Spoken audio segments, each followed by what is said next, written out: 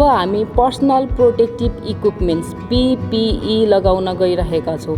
Personal protective equipments भन्नाले कुनै पनि साधन जस्तै मास्क, ग्लोभ्स अथवा सुट लगाएर हाम्रो बडीलाई कभर गर्छौँ भने त्यसलाई पर्सनल प्रोटेक्टिभ इक्विपमेन्ट्स भनिन्छ। हामीले बेसिकल्ली कोभिड-19 को केसमा यदि एरोसल जेनेरेटिङ प्रोसिडर्स गर्दैछौँ भने N95 मास्कको प्रयोग गर्नुपर्छ।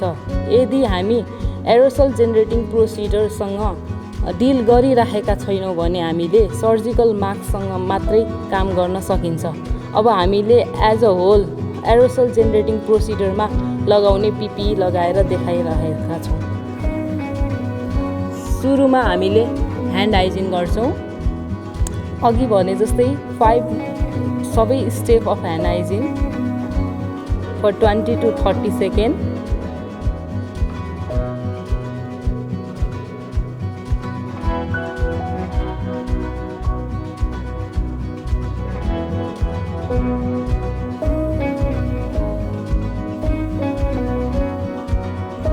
त्यसपछि हामी क्याप लगाउँछौँ।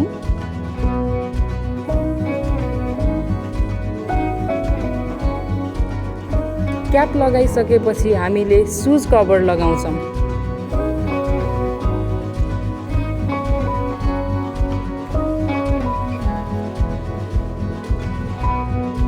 सुज कभर लगाइसकेपछि फेरि ह्यान्ड वासिङ गर्छौँ।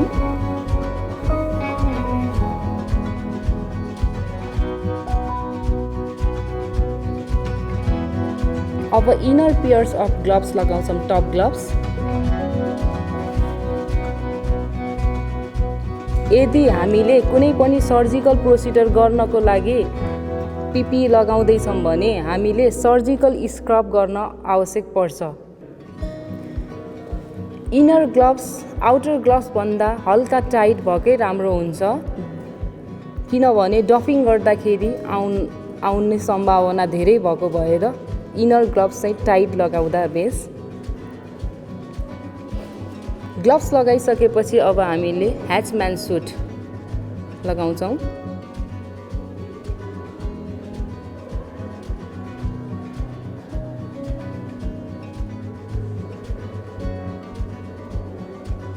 लेस कन्टामिनेटेड गर्दै हामीले बिस्तारै ह्याचम्यान सुट लगाउँछौँ।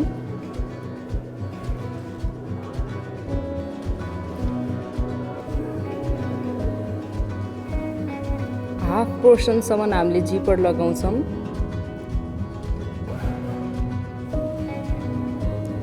हामीले सुटले सबै पार्ट कभर गरोस् भन्नाले इलास्टिक ब्यान्डेज जुन छ त्यो चाहिँ बुढी औँठामा अडाउँछौँ।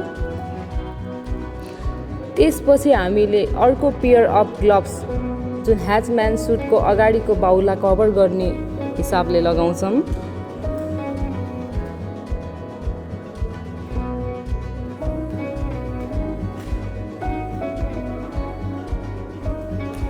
त्यसपछि हामी बुट लगाउँछौँ।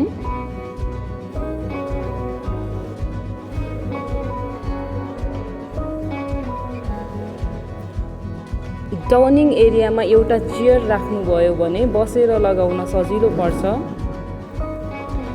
बुट लगाइसकेपछि बुटमा हल्का स्पेस देखिने भएको भएर ह्याचम्यान सुटको पोर्सनले नै त्यो स्पेसलाई हामी कभर गर्छौँ, जहाँ कि सबै टाइट होस् र कुनै पोर्सन पनि एक्सपोज नहोस्। यति गरिसकेपछि अब हामीले मास्क लगाउँछौँ, N95 मास्क।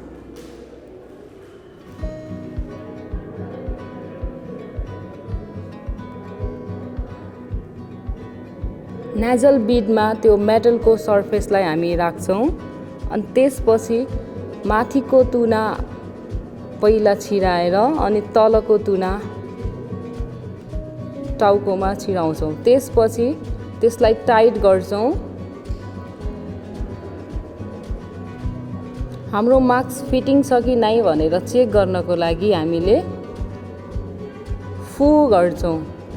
यदि हामीले सास फेर्दा मजाले बाहिर आएको छ र सास लिँदा भित्र जान्छ भने हाम्रो मास्क टाइट छ।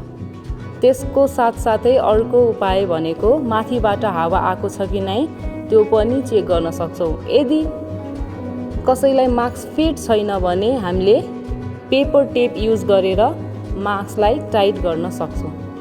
मास्क लगाइसकेपछि क्याप लगाउँछौँ, जिपर पुरै क्लोज गरेर ह्याचम्यान सुटलाई प्रोपरली क्लोज गर्छौँ। अब यसको बाहिरबाट हाम्रो N95 प्रोटेक्ट होस् भनेर सर्जिकल मास्क लगाउन सकिन्छ।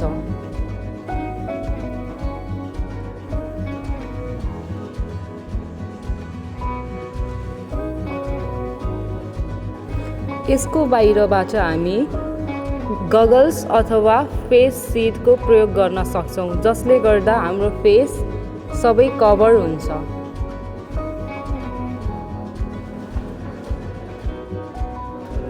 ह्याचम्यान सुट लगाइसकेपछि यदि तपाईहरू सर्जिकल प्रोसिडरको लागि रेडी हुनुभएको छ भने अल्कोहल बेस ह्यान्ड सेनिटाइजरले ग्लोभ्स लगाउने एरियासम्म फेरि ह्यान्ड वास गरेर सर्जिकल गाउन बाहिरबाट लगाई त्यसको बाहिरबाट सर्जिकल ग्लोभ्स लगाउन सक्नुहुन्छ। तर हामी एरोसल जेनेरेटिङ प्रोसिडरसँग मात्रै डिल गर्दैछौँ भने यसको बाहिरबाट एउटा प्लास्टिकको गाउन लगाउँछौँ अथवा डिस्पोजेबल गाउन। गाउन लगाउँदाखेरि भुइँमा लतारिनु हुँदैन।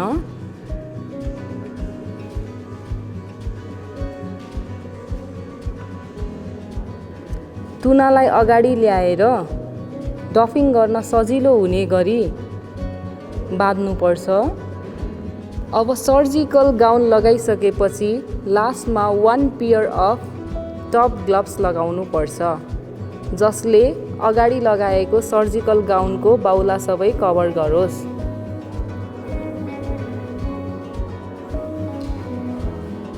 अब हामी एरोसल जेनेरेटिङ प्रोसिडर गर्न रेडी भयौँ।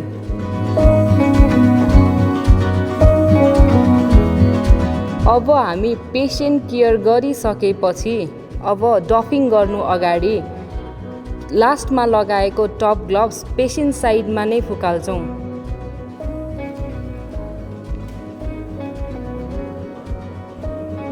पेसेन्ट साइडमा फुकालेर डफिङ रुममा इन्टर गरेपछि 1% कोल्ड ड्रिङ्क सल्युसनमा बुट 1 मिनटसम्म डिप गर्छौँ। 1 मिनट पछि अर्को ड्राई टावेलमा हामी स्टेप गर्छौँ र बुटलाई ड्राई गराउँछौँ। त्यसपछि हामी डफिङ एरियाभित्र इन्टर गरिसक्यौँ। अब डफिङ गर्दाखेरि सबैभन्दा हेब्बीले एक्सपोज भनेको हाम्रो सर्जिकल गाउन छ, त्यसलाई डफिङ गर्छौँ। त्योभन्दा पहिला ह्यान्ड वास गर्छौँ।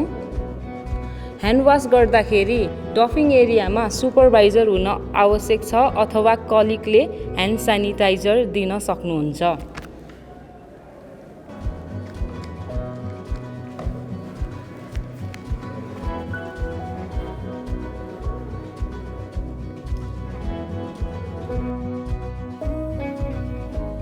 सर्जिकल गाउनको सानो तुना समातेर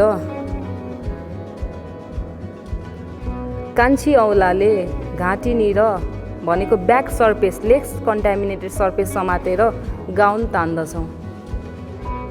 गाउन निकाल्दाखेरि भुइँमा कन्टामिनेटेड गराउनु हुँदैन, त्यसैले रोल गर्दै सर्जिकल गाउन रिमुभ गर्छौँ अथवा आउटर प्लास्टिक गाउन रिमुभ गर्छौँ। त्यसलाई डिजाइनेटेड डस्टबिनमा राख्छौँ। त्यसपछि मोस्टली कन्टामिनेटेड सर्फेस हामीले रिमुभ गरिसक्यौँ। अब आफैले सेल्फ ह्यान्ड सेनिटाइजर युज गरेर ह्यान्ड वास गर्छौँ।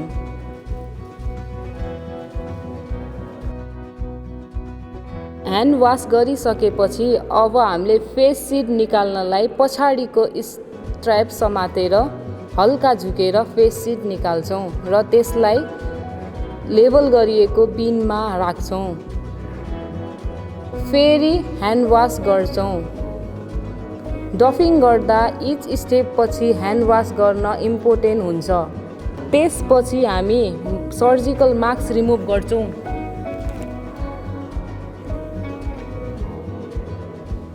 थोरै निहुरेर फेरि ह्यान्ड वास गर्छौँ। अब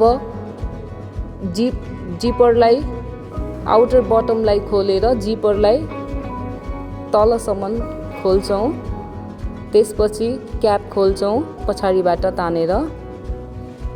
बिस्तारै ह्याचम्यान सुट बाहुला हुँदै निकाल्छौँ। निकाल्दाखेरि रोलिङ वेमा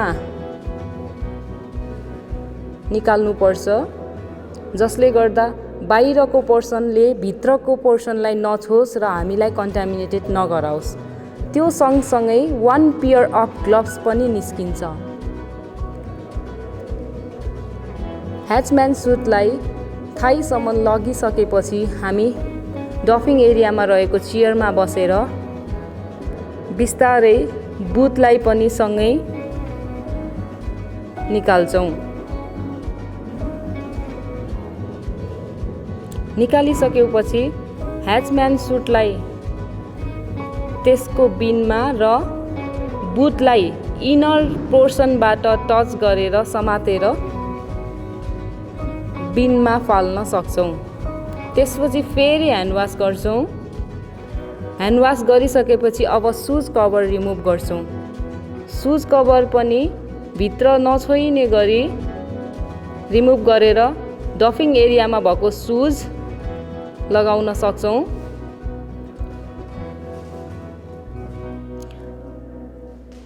र लगाइसकेको सुज कभरलाई इनर सर्फेसबाट समातेर डिजाइनेटेड डस्टबिनमा फाल्न सक्छौँ। त्यसपछि फेरि ह्यान्ड वास गर्छौँ। त्यसपछि N95 मास्क रिमुभ गर्छौँ। जहिले पनि पछाडिको पोर्सन भनेको लेस कन्टामिनेटेड सर्फेस हो, त्यसलाई समातेर हामी पहिला तलको वाला स्ट्राइप रिमुभ गर्छौँ अनि माथिको स्ट्राइप रिमुभ गरेर हल्का झुकेर N95 मास्क फाल्छौँ। फेरि ह्यान्ड वासिङ गर्छौँ। ह्यान्ड रब गरिसकेपछि क्याप रिमुभ गर्छौँ, त्यो पनि पछाडिको पोर्सन समातेर। फेरि अब हामी last pair of gloves remove गर्छौँ। यति गरिसकेपछि ह्यान्ड वास गर्छौँ र डफिङ एरियामा भएको आफ्नो सर्जिकल मास्क लगाएर बाहिर निस्किएर फेरि ह्यान्ड वास गर्छौँ। Thank you.